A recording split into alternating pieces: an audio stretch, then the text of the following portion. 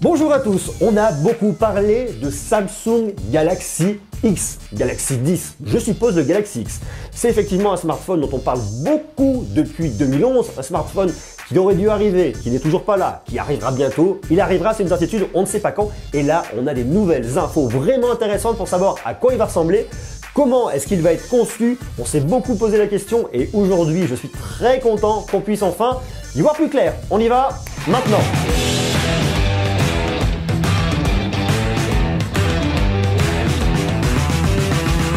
Le Galaxy X, c'est vraiment un produit qui va changer la face du smartphone, des téléphones portables. Parce que aujourd'hui, vous avez des smartphones tous plus ou moins classiques, un peu comme moi avec mon 6S, un smartphone, un écran, un dos, un appareil photo, voilà, un truc comme ça. Ça se met dans la poche, ils sont plus ou moins grands en fonction des grands formats, des petits formats, bon, mais ils ont tous un petit peu la même forme et un petit peu les mêmes finitions. Avec le Galaxy X, ça va être vraiment autre chose. L'idée, c'est effectivement d'avoir un smartphone complètement pliable, avec un écran pliable, et on s'est toujours posé la question à savoir comment il allait se plier, et s'il se pliait, est-ce qu'il allait se plier sur l'intérieur, par l'extérieur, est-ce qu'on aura quand même un écran sur le dessus pour voir un peu ce qui se passe, parce que pour voir un peu nos notifications, nos appels entrants, voir un petit peu, eh bien, qui cherche à nous joindre.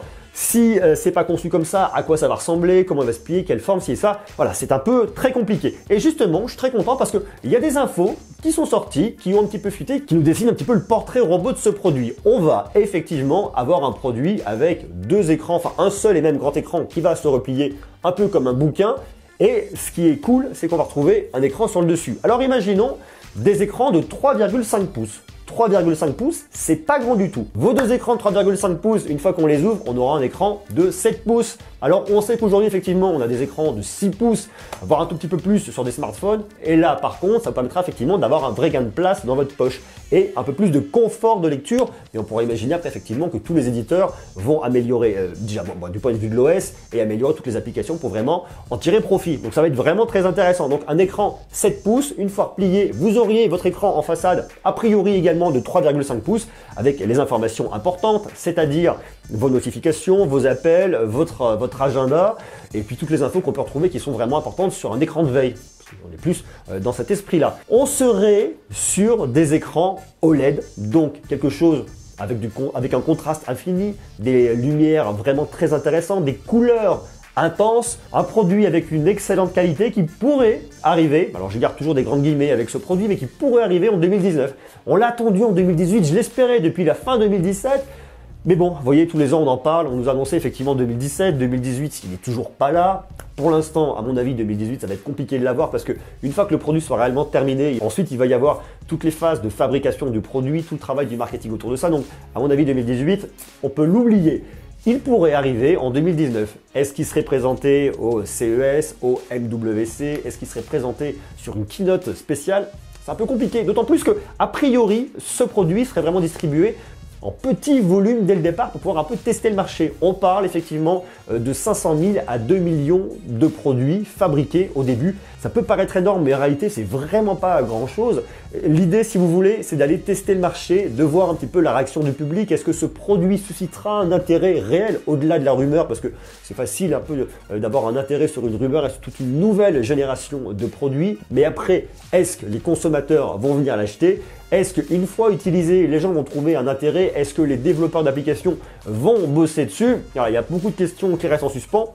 J'imagine que pour Samsung, en tout cas, il y en a d'autres qui se positionnent dans la course, notamment Apple, Huawei, compagnie, Lenovo, sur ces écrans pliables. Mais est-ce que pour Samsung, vu le travail en recherche et développement depuis des années, est-ce que ce produit fini de cette manière dont on le décrit aujourd'hui aura du succès, oui ou non? C'est difficile à prédire, donc j'imagine que pour eux, ils marchent un peu sur des œufs, parce qu'ils savent aujourd'hui que le format qu'on a à l'heure actuelle fonctionne. Effectivement, ils se vendent un peu moins bien, le taux de renouvellement des smartphones a baissé, fort heureusement, parce qu'on ne va pas non plus surconsommer des portables, mais d'un autre côté, pour eux, voilà, il faut le tester, il faut voir un petit peu si le public est réceptif, est-ce que ça les intéresse?